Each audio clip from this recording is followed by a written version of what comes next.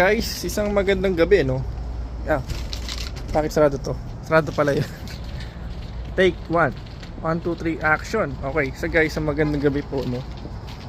Bali, sarado yung pinto pala doon. Kasi yun ang pinaka-entrance na malapit sa akin. Pero anyway, we gonna go here, another door. Mga guys, gabi na ngayon, no? Ito kagandahan pag kapitbahay mo yung McDonald's. Kapitbahay lang, no? Order tayo, guys, no? Tara, pasok po tayo. Tayo sa kiosk. So, i-close na yung kiosk. Wala, sarado. So, order tayo ng, dito tayo sa teller.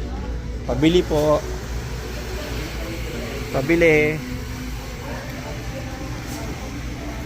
Pabili po. Wala pa, no?